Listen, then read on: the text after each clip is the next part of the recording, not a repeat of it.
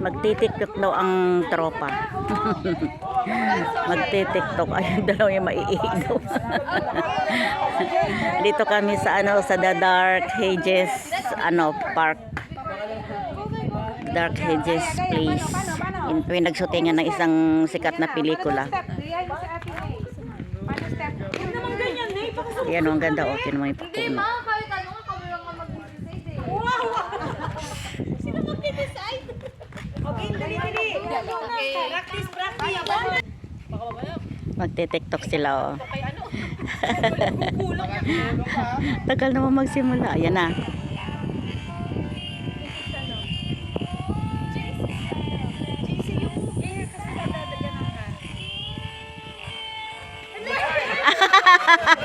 Mas mahirap yan.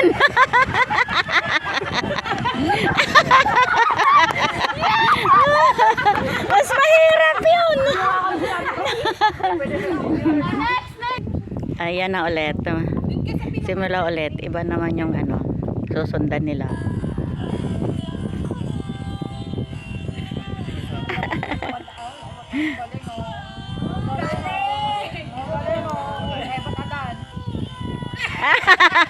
Madali-dali yan. Madali-dali. Ayan, pangatlo na to. Yung una kasi hindi na na copy. Ewan ko kung ulitin.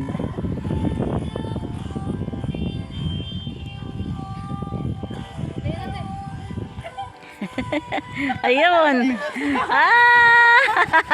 Parang mga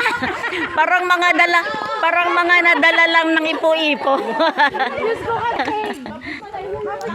So yun po ang kanilang mga nagawang TikTok. Hindi ako makasali. Ayan, matapos na silang mag-TikTok. Hanap na naman ng ibang place na pupuntahan. Parang pala ito farm. The Dark Hedges Farm.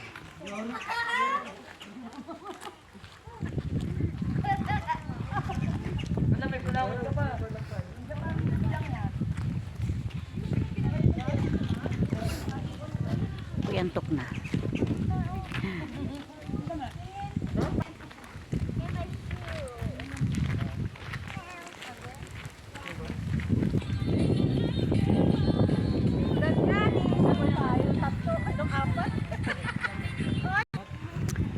The Hedges, The Dark Hedges Farm.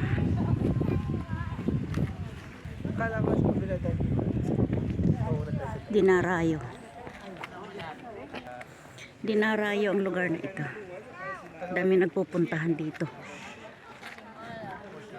Yan Dinarayo ang lugar. Nasaan na to? Game of Thrones. Game of Thrones. Naiwan kami. Nauna na ang iba.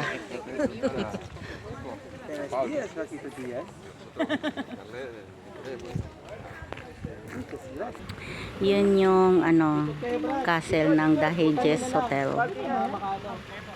Yan ang castle nila. Yan na, lapit na kami.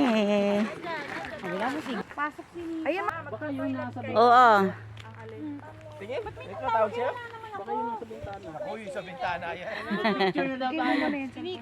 Narating namin ang castle ng The Hedges, The Hedges Castle.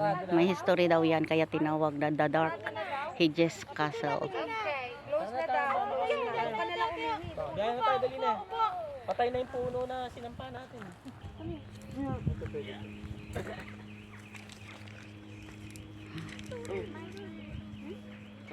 Wala na iian? Wala na picture. Bawa sarado na raw? Oo. Baka kaya siya natawag. Sinika ba yun? Asa na daw gano'n.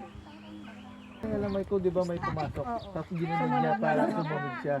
Nakapasok. Ayun niya. Para hindi na siguro. This scene at Dark Hedges. Ayun daw yung Grey Lady sa taas. Hindi naman pala to. So past na to, history na to.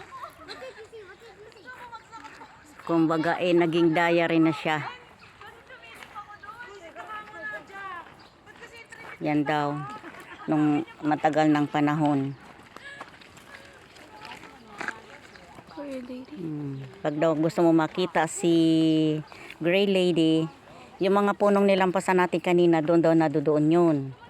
Sa nagtatag-op na yun na mga puno-puno. Ito pong logo? Oo, ganyan. Di ba nilampasan na natin yan? So, ito yung mukha. Ito po yung hair. I don't know kung yan nga.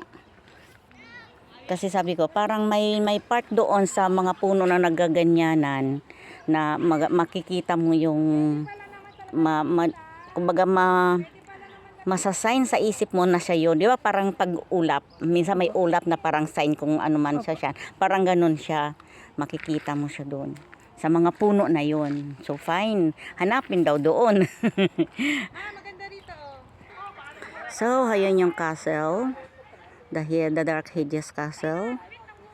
And then, ito yung sa likod ng mga puno-puno. Ang ganda ng mga ano-ano dito. Ng mga puno na to. Super ganda ng view. Wow. Diba? Sadyang dinarayo ang castle. May history daw kasi yung castle. So,